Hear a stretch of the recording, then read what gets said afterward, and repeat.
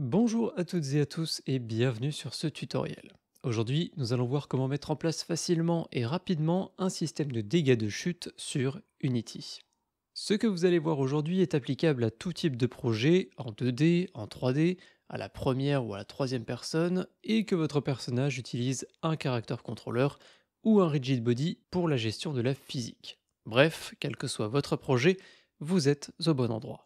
Petite démonstration avant de se lancer, j'ai ici un personnage à la troisième personne que je peux déplacer dans ma scène. Commençons doucement avec la première caisse qu'on a ici et qui représente 1 mètre de hauteur. Si le personnage tombe de cette caisse, on peut voir que la barre de vie n'a pas été affectée. La chute était particulièrement faible, trop faible en l'occurrence pour générer des dégâts. On va monter un petit peu plus haut sur la caisse qu'on a ici qui est à 3 mètres de hauteur. Et si mon personnage tombe de cette hauteur, on peut voir que cette fois-ci, le personnage a effectivement subi des dégâts parce qu'on a considéré que cette hauteur était trop importante pour laisser passer ça. J'ai remonté la santé du personnage au maximum et cette fois-ci on va sauter d'encore plus haut. Tout à l'heure on était sur la caisse jaune juste au fond et cette fois-ci on est encore plus haut. Et depuis cette hauteur, plus de 6 mètres, comme en témoigne la barre de vie, le personnage n'a pas survécu. On a considéré que la chute était beaucoup trop haute.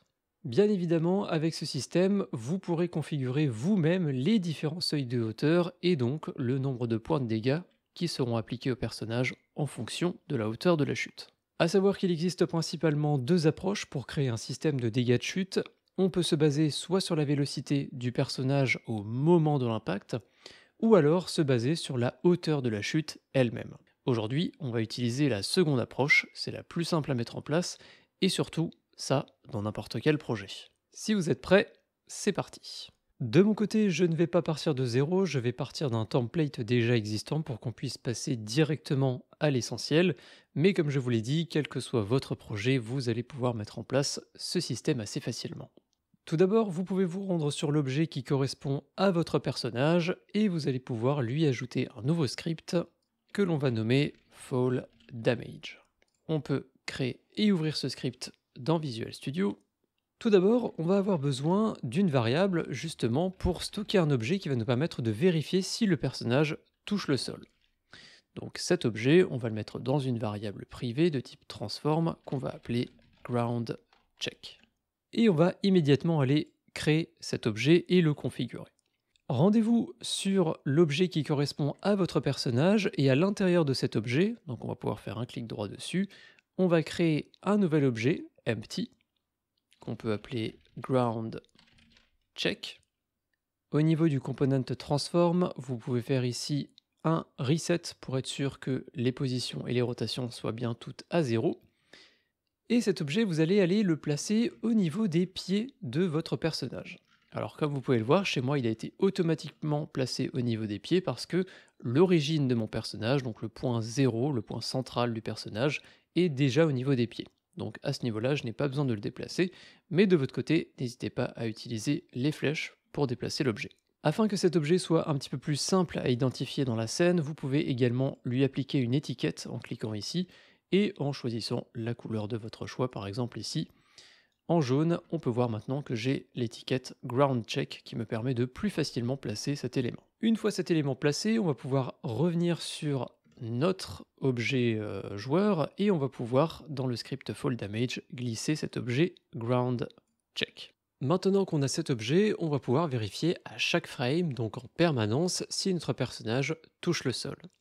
Et si on détecte entre deux frames que le personnage ne touchait plus le sol, ça veut dire qu'il était potentiellement en train d'effectuer une chute, auquel cas, on devra comparer la hauteur du personnage avant sa chute et après sa chute, et ensuite en déduire si la hauteur de cette chute était trop importante et donc effectuer des dégâts. Pour ça, on va utiliser une variable qu'on peut juste appeler grounded, donc au sol, et à chaque frame, on va aller mettre à jour cette variable. On va dire que le personnage est au sol, donc grounded, à condition que notre objet groundCheck qu'on vient de créer et de placer touche le sol.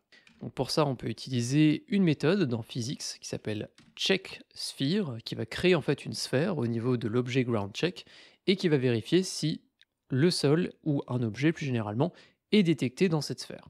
On a un certain nombre de paramètres à ajouter. ground check, et plus précisément ses positions.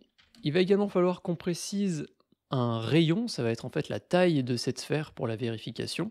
Le plus simple ici, c'est de créer une variable dédiée de type float qu'on va appeler check radius et qu'on définira tout à l'heure, check radius.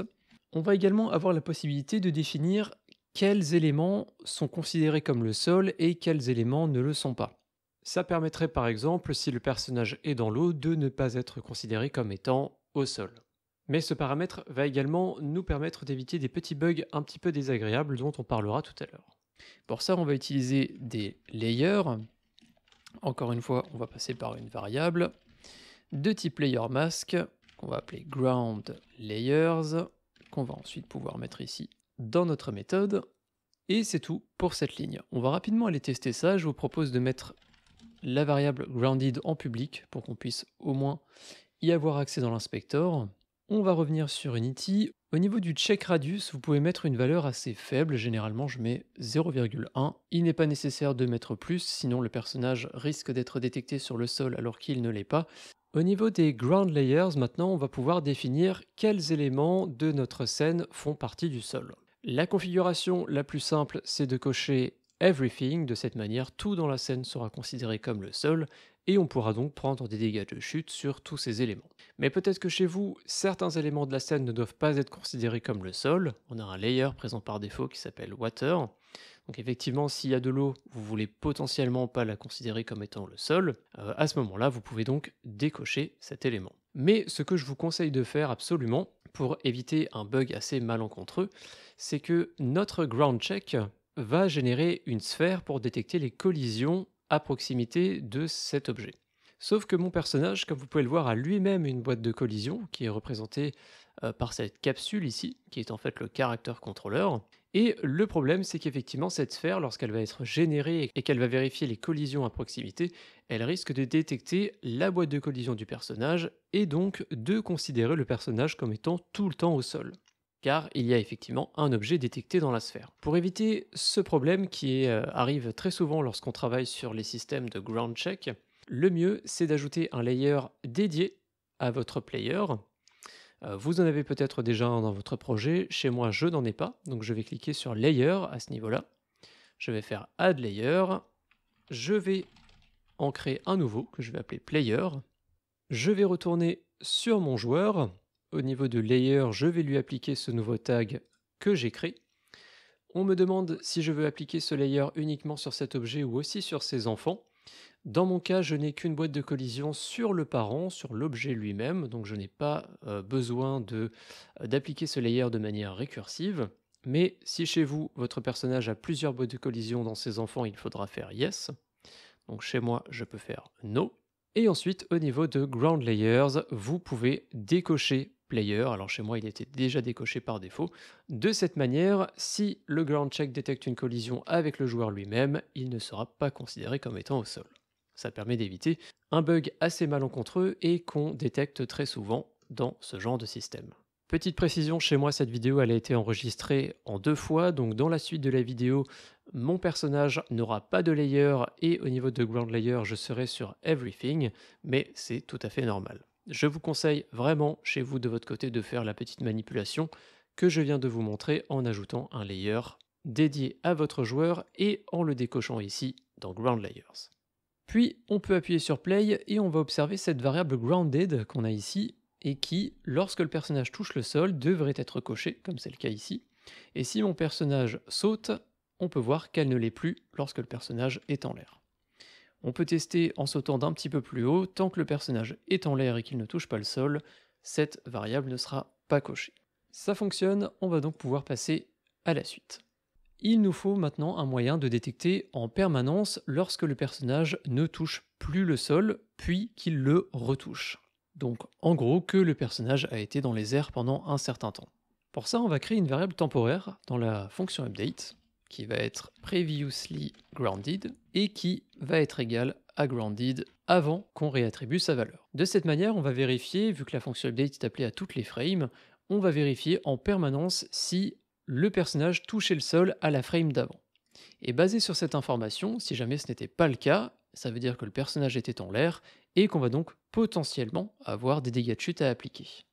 Maintenant, c'est bien de savoir si on touchait le sol à la frame précédente, mais il faut aussi qu'on sache à quelle hauteur on était à ce moment-là pendant cette même frame. Parce que si le personnage tombe subitement, au moment où il va retoucher le sol, il va falloir qu'on fasse une comparaison entre la hauteur à laquelle il était lorsqu'il a touché le sol pour la dernière fois et la hauteur actuelle au moment de l'impact. Donc on va créer une autre variable privée, on peut enlever le public de grounded, on a vu que ça fonctionnait donc on n'en a plus besoin, et on va mettre une autre variable privée qu'on va appeler previous height, la hauteur précédente. Et juste pour que tout soit bien propre, je vais ajouter l'accesseur privé sur ces deux variables.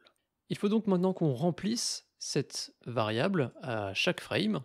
Donc on va dire que si le personnage est en train de toucher le sol, alors sa dernière hauteur connue, previous height, va être égale à la hauteur de notre objet groundCheck, qui va nous permettre de vérifier si le personnage est au sol, mais on va aussi se baser sur lui pour savoir à quelle hauteur on était à la dernière frame. Et maintenant, on devrait techniquement avoir toutes les informations pour pouvoir calculer la hauteur d'une chute. Pour ça, on va créer une variable temporaire, fall height, la hauteur de la chute, qui va être égale à la dernière hauteur connue du personnage moins sa hauteur actuelle. Donc encore une fois, on va se baser sur groundCheck. Puis, on va pouvoir dire que si à la dernière frame, on n'était pas au niveau du sol, donc que le personnage à la dernière frame, il était en train de tomber, on va commencer tout simplement par faire un debug.log en disant fall height, donc la hauteur de la chute était fall height. On va juste se mettre un petit debug pour vérifier ça. On peut revenir sur Unity, on peut appuyer sur play et on va tester. Vous aurez peut-être comme moi directement un message dans la console indiquant qu'une chute a été détectée avec une valeur à 0 ou proche de 0, c'est normal, c'est parce que lorsque vous appuyez sur play, les collisions sont initialisées, le personnage va donc détecter le sol pour la première fois et une chute nulle ou quasi nulle va être détectée ici, ça va pas forcément nous intéresser. Dans ce projet, mon personnage peut sauter sur place. Si je le fais, on peut voir qu'au moment où il va retoucher le sol, on a bien un message qui va apparaître, avec une chute encore une fois nulle ou quasi nulle, comme vous pouvez le voir ici.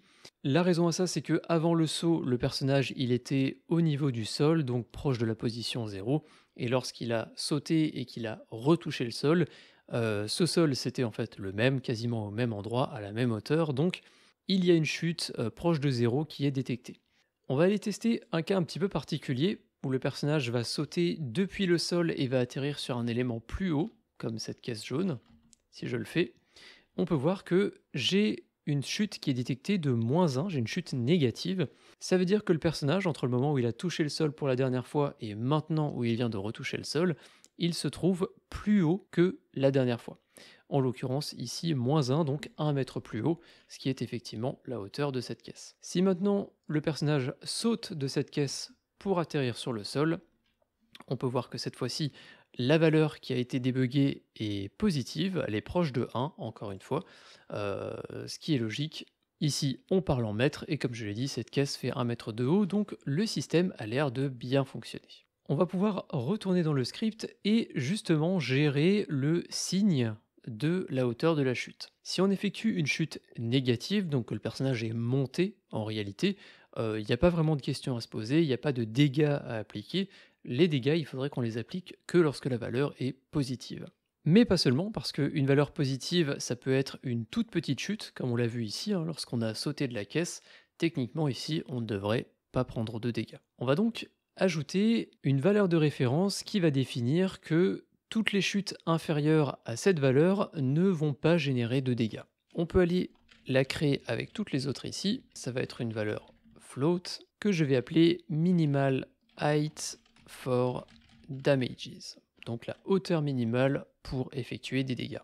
Et ici, au niveau de l'endroit où on fait le debug de la valeur, c'est ici qu'on est censé appliquer les dégâts de chute. On peut dire qu'on ne va rentrer dans cette condition que si la hauteur de la chute est supérieure à notre minimal height for damages.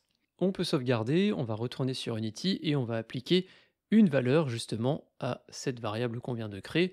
Et chez moi, je vais dire que toutes les chutes inférieures à 2,5 mètres de hauteur ne généreront aucun dégât. C'est bien évidemment à vous de définir à quelle hauteur, quelle est la hauteur minimale pour prendre des dégâts, vous n'êtes pas obligé d'utiliser la même que moi. Et puis en soi, notre système, il est quasiment terminé. Maintenant, il n'y a plus qu'à définir les paliers des différentes hauteurs et combien de dégâts est-ce qu'elles vont générer. La manière la plus simple de mettre ça en place, c'est de créer une méthode à part qu'on va appeler do fall damages. On va lui envoyer à cette méthode un paramètre qui va être la hauteur de la chute. On peut ensuite créer cette méthode et à l'intérieur, vous allez pouvoir définir les paliers. Je vais faire ça très rapidement. Et nous y voilà.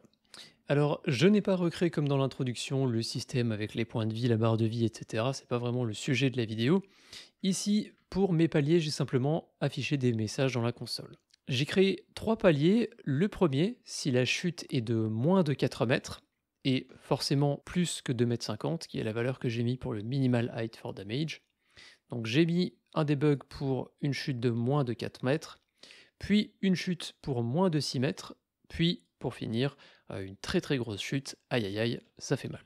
On peut aller tester ça rapidement. Si je tombe de l'un de ces 2 premiers cubes, ce sera pareil parce qu'on ne sera pas assez haut, donc rien dans la console.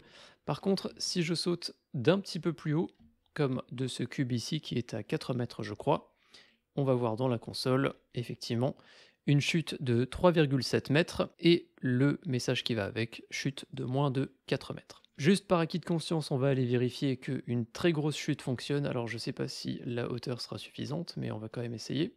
En sautant de tout là-haut, on peut voir une chute de 6,9 mètres et le message, très grosse chute, aïe aïe aïe. Nous avons donc fait le tour de ce court tutoriel pour mettre en place facilement et rapidement un système de dégâts de chute sur Unity basé sur la hauteur de la chute. Comme je vous l'ai dit, il existe un autre moyen qui est de prendre en compte la vélocité du personnage au moment où il va toucher le sol. Ce sont 2 approches viables qui vont vraiment dépendre de votre type de projet et l'une ou l'autre peuvent être plus pratiques dans certains cas, mais celle que je vous ai montrée est probablement la plus simple à mettre en place parce qu'elle peut être transposée telle que je vous l'ai montrée dans n'importe quel projet. Je vous remercie d'avoir suivi cette vidéo jusqu'à la fin, j'espère qu'elle vous a plu, j'espère surtout qu'elle vous sera utile. Un grand merci à tous les tipeurs du mois dernier dont les pseudonymes sont affichés sur la droite de l'écran. Si vous appréciez mon travail, 2 solutions pour me soutenir. La première, totalement gratuite, vous pouvez déjà liker et partager cette vidéo, mais vous pouvez aussi et surtout ajouter Curator à votre liste de souhaits sur Steam. Curator, c'est un jeu vidéo qui sortira en 2024, c'est mon premier jeu vidéo sur lequel je travaille depuis pas mal de temps maintenant.